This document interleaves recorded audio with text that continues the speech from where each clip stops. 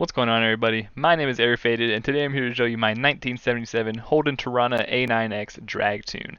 Now, this is a very solid drag build that features the 6.2 liter LS3 V8 with a supercharger on top, putting out about 1,015 horsepower and weighing just under 2,100 pounds. So it's a very nice, solid, classic muscle car build for you guys, and let's not waste any more time and jump right into it.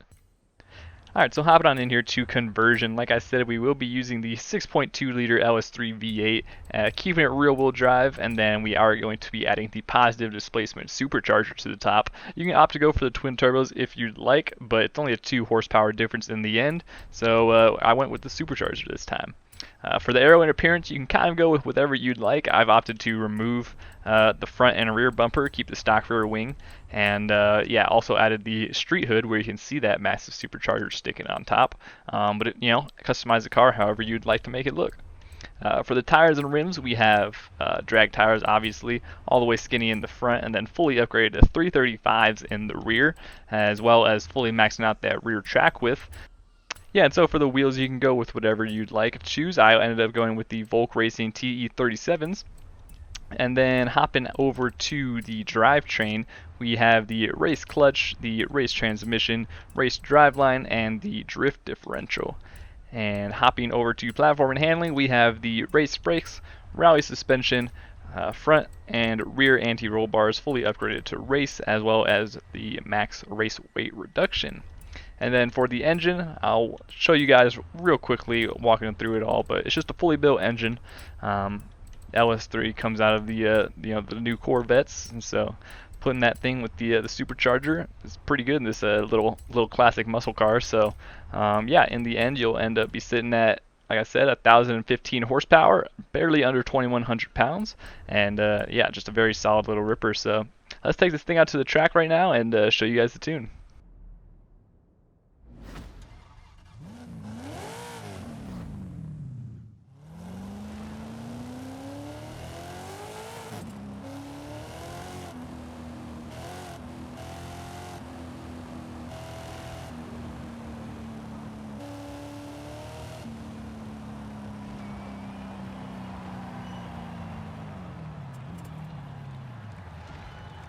Alright, so now we're at the track. Let's go ahead and dive into the tune for you guys. So for the tire pressure, we have 30 in the front, 15 in the rear.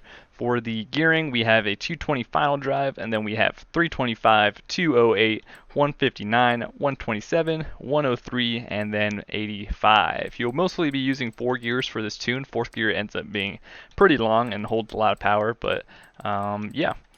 And for the alignment, we have 0s across the board, and then 7 for the front caster.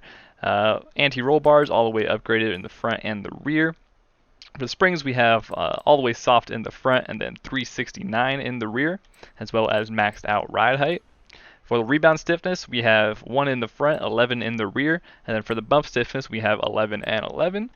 For the aero, we got nothing to touch. Brakes, we have nothing to touch. And then the differential, we have 100 and 100. And so that is the tune for you guys. Let's show you guys how to launch this thing real quick. If you don't know how to launch in Forza Horizon 5, very easy. Just hold down that brake or the e-brake and rev up the gas. It'll hold you about 2,000-3,000 RPMs, and then you can just release.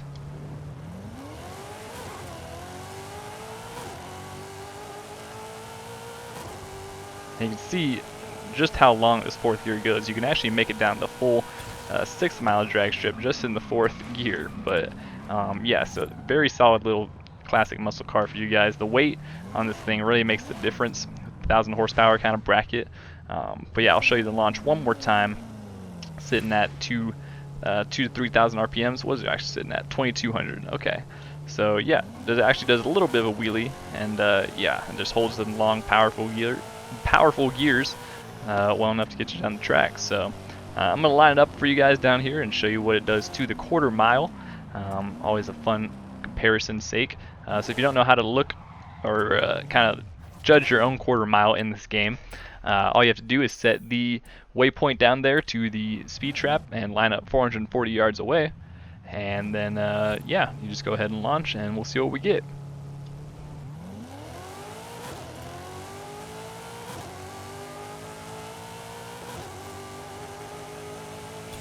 And there you have it, 169 across the trap. Should be a low 8-second time on the screen for you guys.